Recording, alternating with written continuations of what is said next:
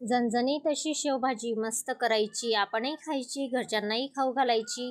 एकच नंबर लागते आणि जबरदस्त चव येते याला. मग चला अशी शेवभाजी करायला आपण सुरुवात करूया. आता अगोदर आपण मसाला काढून घेणार. त्यासाठी कांदा मस्त असा लाल होईस तोपर्यंत आपण परतवून घेणार तव्यावर.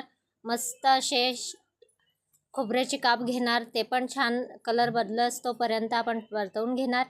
त्यानंतर आपण लसूण आणि अद्रक घेणार, ते पण छान तव्यावर परतवून घेणार आपण मस्तच असं. आता टमाटा घेणार आणि तो पण छान परतवून घेणार तव्यावर.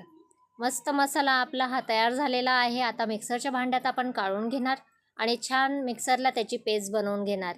मसाला हा आपला तयार झालेलाच आहे. तोवर आपण गॅसवर मस्त कढई ठेवायची, तेल टाकायचं आणि मस्त त्यात जो मसाला आपण तयार केलेला आहे तेजपत्ता टाकायचा आणि मसाला टाकायचा मस्त, आणि थोडी हिंग टाकायची. त्यामुळे छान अशी चव येते भाजीला, मस्त जशी टेस्ट लागते बघा. मग आपण छान आता त्याला परतवून घ्यायचं आणि तेल सुटस तोपर्यंत आपण त्याला परतवायचं. मस्त असा खमंग घरात वास असा सुटलेला आहे. आता त्यात आपण चटणी, हळद, धनेपूड आणि मसाला घातलेला आहे, छान परतवून घेतला. आणि त्यात आपण छान आता 1 ते 2 ग्लास आपण पाणी टाकलं, जास्तही टाकायचं नाही. घट्टसर अशी भाजी राहू द्यायची. मस्त नमक घातलं आणि कोथिंबीर घातली, झाली मग आपली झणझणीत अशी शेवभाजी तयार. आणि व्हिडिओ आवडलाच असेल तुम्हाला तर लाईक करा, शेअर करा आणि कमेंट करायला विसरू नका.